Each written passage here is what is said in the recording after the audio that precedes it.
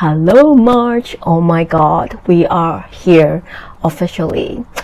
We are in one of the biggest, most powerful, most potent months in 2025, and I've been wanting to make this video since the beginning of this week, but as you can hear, my voice got a little bit deeper and sexier.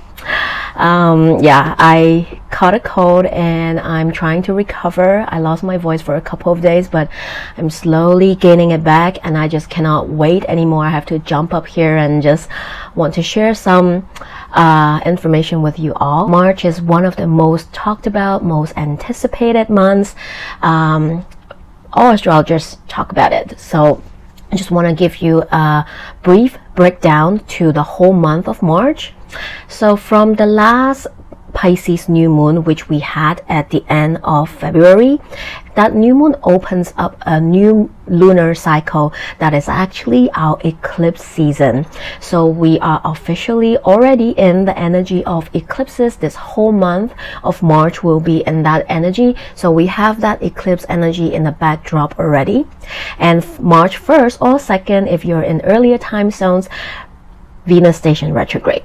So we kickstart March with eclipse energy and Venus retrograde. This year we have Venus retrograde on top of Mercury retrograde, which will come in very shortly, which we are already experiencing the pre-shadow energy of it. It will come in next week.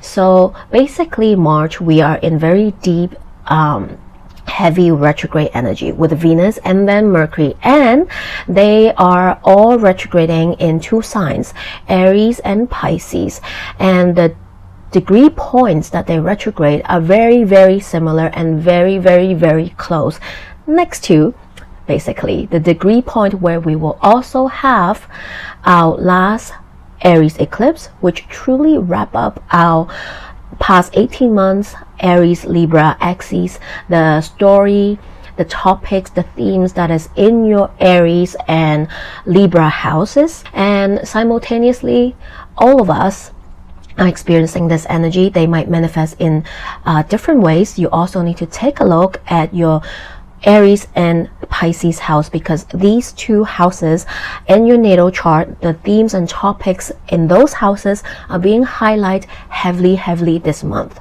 And last but not least, towards the end, we also have one of the biggest transit that is happening for us, which is Neptune. Neptune is leaving Pisces again in those houses again, Pisces, and entering Aries. It will not be there for long, just a few months. It will come back again in Pisces. So this is kind of just like a little preview, a prequel to your long decade-ish long Neptune in Aries story.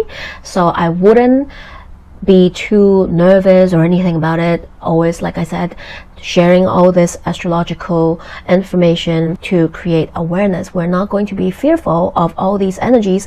They are all happening for our highest good. Sometimes even though it doesn't feel like that at the moment, but trust that everything is happening for a reason. Everything is happening for your highest good, even though you can't just see it right now. So since we are in deep, heavy retrograde energy, we also have eclipses, which calls in that energy of fate, almost like that phrase, Jesus take the wheel.